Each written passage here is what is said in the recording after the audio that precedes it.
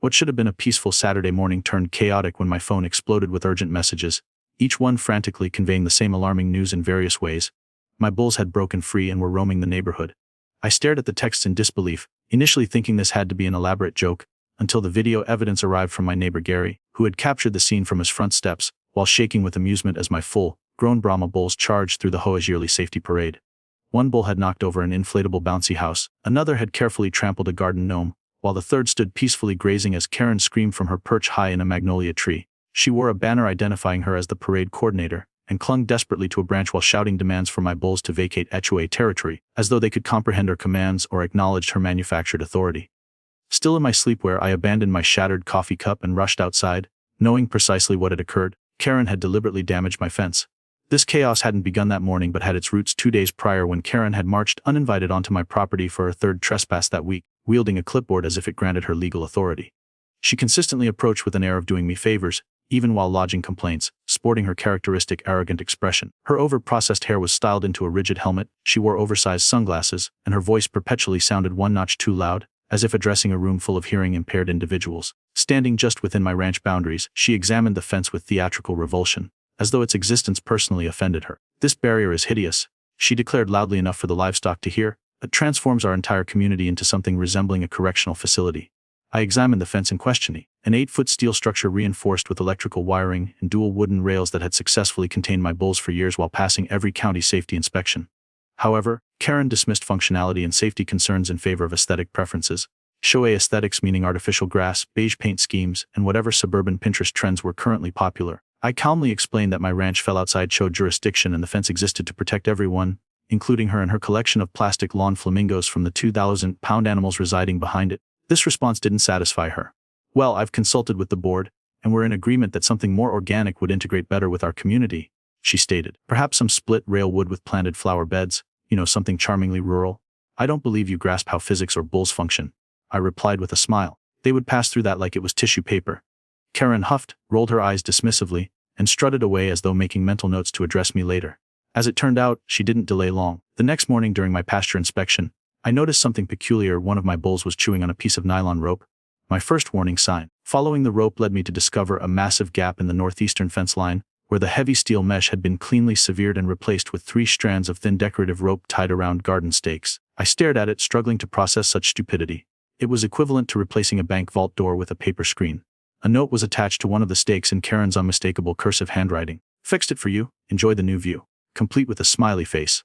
I studied the note, then observed the tracks of my bulls heading directly toward the HOA's back trail. They had no understanding of what they were walking into, and the HOA had no idea what was approaching. It didn't take long to discover the chaos as I sped toward the community in my truck with my ranch dog Boone barking beside me.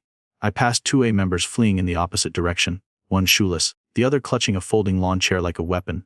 Rounding the corner, I slammed my brakes as my herd had made themselves comfortable. One bull, Margarita, had wandered into someone's front yard and was licking a garden gnome. Another was blocking traffic by sitting contentedly in the middle of the cold sack while chewing someone's parade banner. The largest bull, Beefcake, was examining a golf cart, which he then overturned with a single nudge just to observe the result. Children were cheering, adults were screaming, and someone was filming everything with a drone hovering overhead. There was Karen halfway up a tree, shouting for everyone to remain calm while claiming she had everything under control, despite being obviously stuck. One of her heels dangled from a branch, her phone was somehow still in her hand, and she appeared to be attempting to dial 911 between outbursts. "You must remove these unlicensed animals," she shrieked at me as I approached. "Unlicensed? They're not rideshare drivers, Karen," I said, pulling out a cattle prod and lasso. "They're livestock that you released with your unauthorized landscaping project." I radioed for backup from my ranch hands and began gathering the bulls, who were mostly cooperative except for Margarita, who had discovered a sprinkler to play with.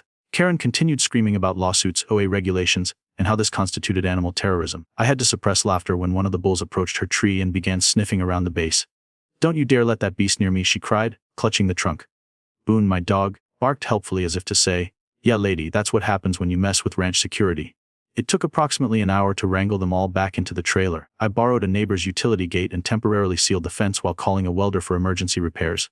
Meanwhile, neighborhood residents gathered to gawk, film, and ask questions. Many had no idea a ranch even existed behind their community, much less one housing bulls who were now local celebrities thanks to drone footage titled, "Bull Break at O Parade," going viral in under 3 hours. By late afternoon, the bulls were secure, the fence was patched, and Karen was finally coaxed down from her perch by the fire department, who made her sign a waiver in case she attempted to sue them later. But the damage was done, and as I watched HOA residents begin turning on her, questioning who gave her permission to cut the fence and what authority she thought she possessed, I realized this was just the beginning. If Karen believed a few strands of rope could replace a steel barrier, she had no concept of what I was planning next.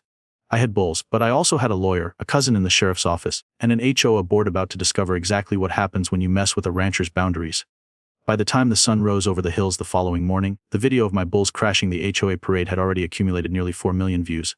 It was featured on local news meme pages, and even a late-night show where the host joked that the bulls had accomplished more for OA policy reform in 2 minutes than any legislation had in 10 years. The clip captured everything: Karen yelling at my bulls like they were rebellious teenagers, Beefcake flipping the golf cart with casual elegance, and Boone barking orders like a ranch sergeant. Meanwhile, I was already back in the pasture repairing the actual damage and quietly planning my next move. I didn't need revenge for my ego, I needed accountability. Karen had cut my fence, a literal safety line separating two worlds, and it wasn't merely a property dispute but a public safety matter. Any one of those bulls could have panicked in that unfamiliar environment, trampled a child or charged someone with a noisy leaf blower. That didn't happen because my bulls are trained, but it could have, and that possibility alone had my blood boiling. While welding the new fence section, Gary from next door arrived in his golf cart, the same one Beefcake had so gracefully overturned. He stepped out gingerly, wincing as he examined a fresh dent in the front bumper, then gave a sheepish grin. "You know, I never thought I'd say this, but your bull has better parking instincts than Karen," he said. I laughed, not because it was amusing but because sometimes laughter is the only thing preventing you from shouting. Gary informed me that the HOA had called an emergency meeting to address the recent animal incident. He made air quotes with his fingers and shook his head. "It's happening at the clubhouse at 100 p.m. You might want to show up before Karen starts distributing pitchforks and torches." I didn't need convincing. After finishing the fence and giving Boone a large bowl of cold water, I cleaned up and drove into the neighborhood with a folder full of documents, fence blueprints, livestock permits, boundary maps, and a printed copy of Karen's handwritten note. If she thought she was going to turn this situation around on me, she was about to be sorely mistaken. The clubhouse was buzzing with tension when I arrived.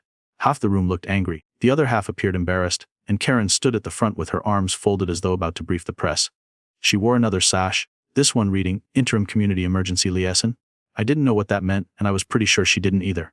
Before I could speak, she raised her voice and launched into a speech so dripping with fake concern that I could practically hear the syrup sloshing in her throat.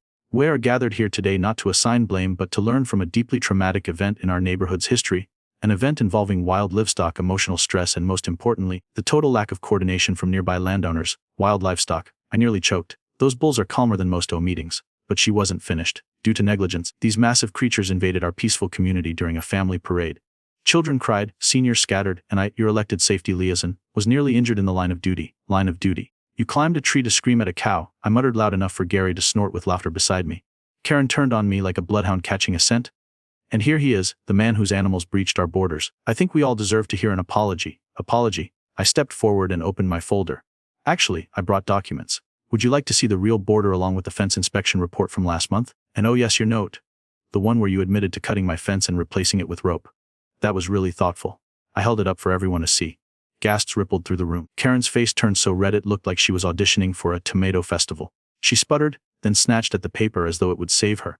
But I wasn't done. Cutting a livestock fence in this county is a criminal offense. I've already filed a report with the sheriff's office. Tampering with livestock barriers isn't just stupid. It's dangerous. If someone had gotten hurt, or worse, your little landscaping stunt would have turned into a lawsuit bigger than your OA budget. Karen started to shout, but Gary stood up and raised his voice. "He's right.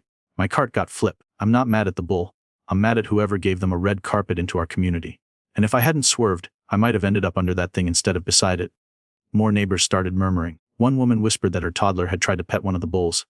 Another said she'd almost backed into Margarita with her Prius. Then came the biggest twist of all. The show vice president, a soft-spoken man named Howard who rarely said anything unless absolutely necessary, stood up and cleared his throat. I watched the drone footage and I read Karen's note.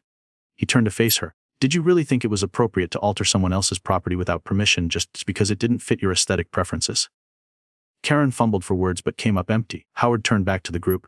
"I motion that we formally remove Karen from any emergency or landscaping roles within the HOA until further review." All in favor. Hands shot up across the room like prairie dogs. Karen's jaw dropped. She spun to look at me, venom in her eyes. "This isn't over. You're right," I said. "It's just getting started." I walked out of that meeting not with a victory lap but with a checklist. Karen might have been knocked down a peg, but she wasn't done causing trouble. I knew her type. She didn't quit. She doubled down.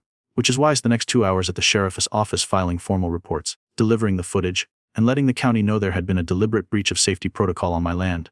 Back home, I reinforced the new fence with additional braces and even installed a motion sensor camera facing the HOA line.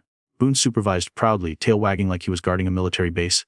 I told him, "Good boy. This isn't over, but next time we're going to be ready."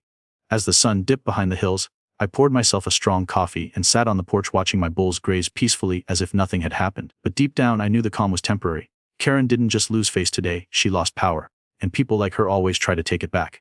But next time she tried to cross the line, she'd find out that boundaries on a ranch aren't just fences, they're warnings. And Karen had just tripped the first one.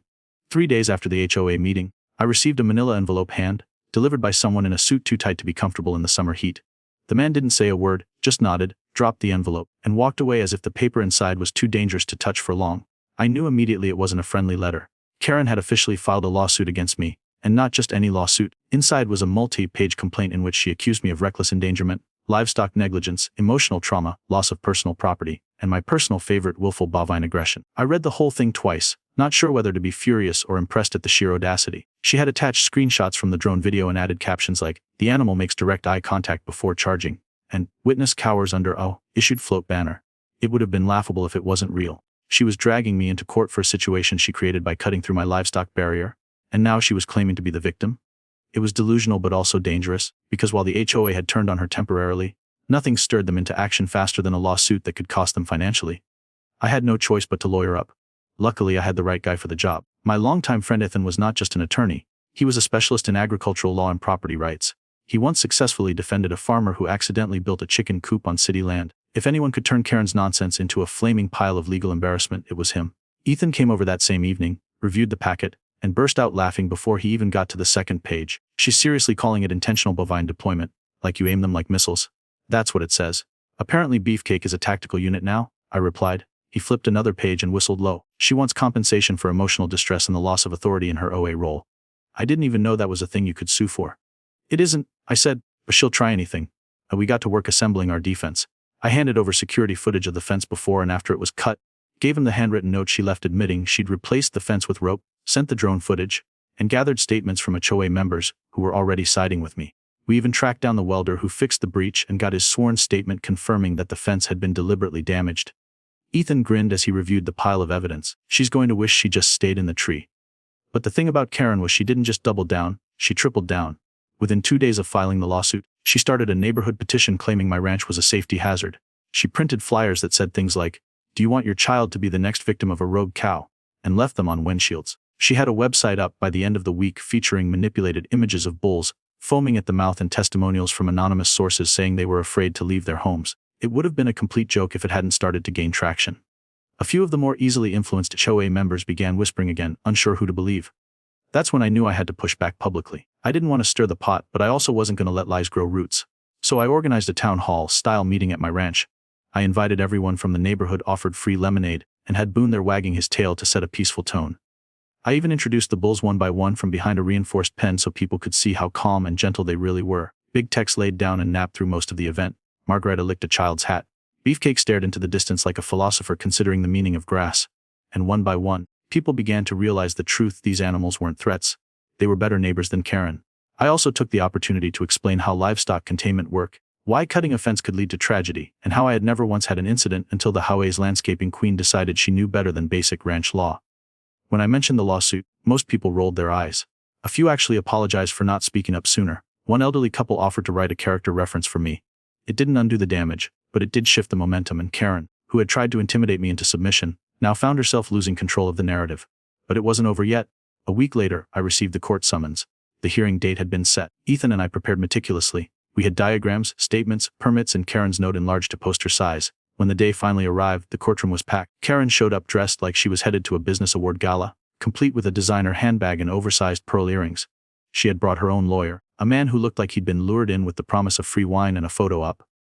The judge, a no-nonsense woman with silver hair and a gavel that could crack granite, called the session to order. Karen's lawyer opened with a dramatic retelling of the parade incident, painting Karen as a brave leader who had sacrificed her safety to protect her community from an oncoming livestock assault.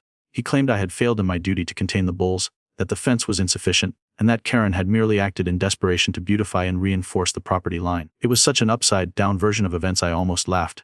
Then it was our turn. Ethan stood, straightened his tie, and calmly demolished their argument piece by piece. He presented the note, submitted the drone footage, played audio from the HOA meeting where Karen admitted to cutting the fence, showed the welding report, the permit copies, and a breakdown of livestock law in our county. The judge asked a few pointed questions, and by the time Ethan was done, even Karen's lawyer looked like he regretted taking the case. Then came the best moment of the trial. Ethan asked if we could bring in a demonstration bull to highlight the training and temperament of the animals in question. The judge agreed on the condition that the animal remain secured. So in walked Beefcake, calmly led by one of my ranch hands, wearing a halter and stopping only to sniff the floor. The entire room tensed, but Beefcake didn't so much as flick an ear. He stood beside the witness stand like he'd been called to testify. Karen's face turned pale. She shrieked and ducked behind her lawyer, shouting something about safety violations. The judge raised an eyebrow. "Mime, that bull has done less yelling than you since the hearing started." I couldn't help but smile. The moment spoke for itself. When the judge finally gave her ruling, she didn't mince words. The lawsuit was dismissed with prejudice. Karen's claims were baseless. Her actions in cutting the fence had endangered the community, and the court was forwarding the matter to the sheriff's department for investigation of potential criminal trespass and property damage. Karen's jaw dropped. Her lawyer quietly started packing his briefcase without making eye contact. I walked out of that courtroom feeling lighter than I had in weeks. Not because I had won, but because the truth had finally been made official. Karen had tried to twist the facts, weaponize fear, and turn herself into a victim. But the facts spoke louder than her fiction. The courtroom win should have been the end of it. For most rational people, being publicly embarrassed, legally defeated, and put under investigation would be enough of a reality check to back off and reflect. But Karen wasn't most people. If anything, being exposed seemed to fuel her with some fresh delusion of persecution. The very next day she filed an appeal notice. Not because she had new evidence or legal standing, but because, as she claimed in a local Facebook post, she refused to be silenced by farm bullies and their enablers. That was her actual wording, farm bullies. The comments under her post were pure gold though. One person asked if the bulls were also hackers now. Another just posted a photo of Beefcake with the caption President 2025. Karen, however, had lost control of her own narrative. The public was no longer on her side. Even the show board, now tired of being dragged into her chaos, had begun circulating a private vote to remove her entirely from any committee responsibilities. She responded by trying to double down on neighborhood authority. I got a warning letter taped to my mailbox a day after the post. It claimed I was in violation of community harmony standards because my cows had traumatized local pets with their scent. It was laughable. I didn't even have cows, I had bulls, and they were back in their secure pasture behind a fence stronger than ever, thanks to some recent upgrades. After the lawsuit, I decided to invest in peace of mind. I wasn't just rebuilding the fence, I was future-proofing it. I installed a reinforced triple barrier system along the boundary nearest the OA, complete with solar-powered electric fencing, motion sensors, and 24/7 surveillance cameras. I even planted thorny shrubs in front of the fence to discourage accidental decorators from getting any funny ideas. My cousin Rick, who worked in county enforcement, gave it a once-over and declared it more secure than the jail's livestock enclosure down by the fairground. He wasn't joking. Boone, my ranch dog, had his own monitoring station now. He sat every evening under the porch light, ears perked up, waiting for any sign of a HOA mischief. But the final cherry on top came in the form of the county's follow-up investigation. After the judge forwarded Karen's actions to law enforcement, an official report was opened. Karen was contacted and asked to submit a formal statement.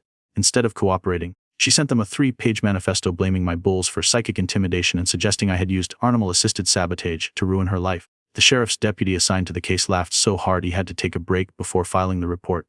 I was told they weren't pressing criminal charges yet, but she had received a formal citation for trespassing and destruction of property. It was enough to get her formally removed from her post as OA emergency liaison, and the board, perhaps feeling the heat of community opinion, finally voted her off as landscaping chair as well. Gary called me that night, practically giggling. She tried to run for re-election and ended up getting voted out mid-sentence. It was the fastest OA meeting in recorded history. I didn't celebrate yet, though, because knowing Karen, she wouldn't just lick her wounds and disappear. She would try something petty, something sneaky, something that would put her back on the moral high ground in her mind. And she didn't disappoint. The next weekend, a delivery truck pulled up in front of her house and offloaded a towering statue of a Greek goddess holding a scale and a sword. Karen had apparently custom ordered it and placed it right at the corner, where her yard met the boundary of my fence. It was bolted into a concrete slab with a motion-activated speaker that blared inspirational quotes about justice whenever someone passed. I heard it clearly from my porch. Truth fears nothing but concealment.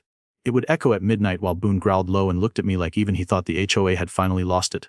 I took a walk down to the property line just to inspect it. She was standing there watering fake hydrangeas in a neon visor, pretending not to notice me. I gave her a polite wave, which she returned with a tight-lipped smile that looked like it hurt. "Quite a bold lawn ornament," I said. "It's art," she replied. "Hone like your electric cattle fence, which is a daily reminder of intimidation tactics used on innocent communities." "You mean the fence you cut?" I already told the sheriff I was trying to help. If people would stop twisting my good intentions, we'd all be in a better place.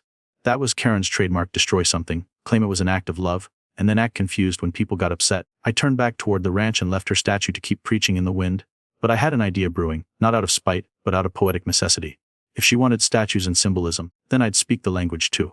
The next week I had a local metal artist construct a new sign to hang over the gate on my side of the fence. It was a rustic ironwork archway with cut-out silhouettes of bulls standing proudly, and right in the center, in weathered steel letters, the words, Boenderes. I had it installed at sunrise, just in time for Karen to see it from her porch with binoculars, which I was almost certain she used daily. By the following day someone had painted the Greek goddess statue with a mustache. Karen blamed me, of course, though I had nothing to do with it. If anything, it seemed like her own HOA had begun to turn on her. People were tired of the drama, the lawsuits, the endless emails, and the bizarre public displays. The final straw came when she sent out a neighborhood survey asking if residents felt emotionally manipulated by livestock. Most people left the forms blank. One neighbor just wrote "Go touch grass" on hers and mailed it back. That week, an anonymous letter began circulating proposing a new HOA amendment to ban members from holding leadership roles if they had pending civil complaints or citations with law enforcement. It passed with 70% approval. Karen's reign was officially over. I thought that might be the end of her antics, but the last surprise came a few days later in the form of a peace offering. Boone barked at the front gate, and when I came to see what it was, I found a small basket with a note. For what it's worth, I never meant to hurt anyone. I just thought it would look nicer without the fence. Maybe I was wrong. Enjoy the cookies. No signature, but I didn't need one. I looked out toward the property line. The statue was gone, the speakers were silent, Karen's yard was back to neutral, and for once, I felt something that resembled peace. Boone sniffed the basket and nudged it gently. I took one of the cookies, broke it open, and smiled. Chocolate chip. Not bad. Still, I didn't eat it. I left it on the porch table. A strange little trophy of an even stranger war. Because on this ranch we don't retaliate with fists. We build fences, we train bulls, and when someone comes crashing through the line, we let them learn the hard way that respect isn't optional, it's required. The weeks that followed were quiet in a way that made you suspicious, like when the sky goes too still before a thunderstorm. The neighborhood had returned to its slow-paced, kids riding bikes, dogs barking at squirrels, notices going out about lawn lengths, and trash bin placement. But none of them were signed by Karen anymore. Her name had quietly disappeared from all official communication, replaced by Gary, who had somehow become the accidental hero of the whole affair. He took the role begrudgingly, mostly to keep Karen from crawling her way back in. I stayed out of the HOA's business as usual, content to mend fences, both literal and metaphorical. But the truth was, I still had one last thing to do before I considered this war officially over. For the past few months, the ranch had been through chaos: bulls on parade routes, lawsuits, viral videos, and more drama than a daytime soap opera. My livestock had been treated better by strangers on the internet than by the people who shared my property line. Karen's stunt had cost me time, stress, and money, though thanks to the judge, I wasn't the one footing the legal bill in the end. Still, I wanted to end it on my own terms, not with hostility, but with something so absurdly poetic it would become legend in the neighborhood and serve as a permanent reminder. I called the same welder who helped with the gate reinforcement and asked him for something custom, something symbolic. A week later, it was ready. On a sunny Friday morning, with Boone following close behind and a crowd of curious neighbors gathering near the edge of the pasture, I unveiled it, a life-sized iron statue of Beefcake, the very same bull who flipped the golf cart, standing on his hind legs, front hooves resting on a fox float banner, with a plaque that read, "Guardian of the Boundary, in fences we trust." People burst out laughing, even Gary doubled over. Someone live streamed the unveiling, and it made the local news under the headline, "Rancher turns a feud into art exhibit." Karen didn't come out to see it. Her blinds were shut and her driveway had been oddly empty for days. It turned out she was staying with her sister in the next county over, taking what some of her former allies called a personal mental wellness break. I figured that was code for licking her wounds, and honestly, that was fine with me. I had no interest in rubbing salt in them. The statue wasn't meant to be cruel, it was a way to reclaim the chaos with a bit of laughter. That was always the problem with Karine, she took herself far too seriously. A few days later, I was out by the pasture checking the motion sensors when Gary rolled up in his newly repaired golf cart. This one had an air horn and bull horns mounted on the front, purely for the comedy of it. He waved and parked, climbing out with a folder in hand. "Got something you might want to see," he said, holding the folder like it contained a secret. "Turns out someone made an anonymous complaint to the county about your new fence system, claimed the electric setup was a danger to public safety. Let me guess, the complaint was handwritten in aggressively loopy cursive." "That's the thing," he said. "It wasn't. It was typed, completely anonymous. But I had it looked at through some contacts. Turns out it came from a printer registered to Karen's sister's address. She's still at it, even from out of town." I sighed and rubbed my temples. She couldn't help herself. It was like trying to swat a fly that insisted on buzzing back no matter how many times you opened a window. "Well," I said, "good thing the fence is fully legal, fully permitted, and about as dangerous as a toaster, unless you're dumb enough to grab it during a thunderstorm." Gary grinned. "County's already dismissed it. They're not even responding to anonymous claims anymore, unless there's photo evidence or video. Seems like someone's used up their last shred of credibility." I thanked him and offered him a cold drink. We sat on the porch for a while, Boone between us, watching the sun go down over the hills. It was the first evening in months where I felt like I wasn't waiting for the next move, the next scheme, or the next violation. And that's when it hit me: peace isn't just the absence of noise. It's the presence of something settled, like when a wild bull finally lays down in the grass and closes its eyes. The following week, I received a letter in the mail. No return address, but I recognized the handwriting immediately. Inside was a single page with just a few words. I hope you enjoy your fences. Some people build walls because they're afraid. Others build them because they're hiding something. I read it twice, smiled, and folded it neatly into the drawer of my desk. That was her final move. A cryptic jab meant to stir something. But it didn't, because I wasn't hiding anything. I built those fences for safety for my animals, and yes, now for a little peace. If Karen saw them as walls, that was her problem. She was the one who had crossed the line, not me. And if she ever tried again, I'd be ready, not with anger, not with lawsuits, but with the same calm my bulls had shown her that day, unmoved, patient, and completely unwilling to chase after nonsense. Eventually, the community began to lean into the legend. Kids started naming their bikes after the bulls. Someone made t-shirts with a cartoon version of Beefcake in sunglasses. A local bakery created a cookie called Karen Crunch, shaped like a picket fence with bite marks, and I kept ranching, mending, feeding, planning for the spring calves. Boone chased squirrels. The bulls kept to their field, happily unaware of the fame they'd acquired. One evening, a family from 2 counties over came by. Said they saw the story online and wanted to take a photo with the statue. I welcomed them, gave them a tour, even let their kid feed Margarita carrot through the fence. They laughed the whole time, called it the friendliest ranch they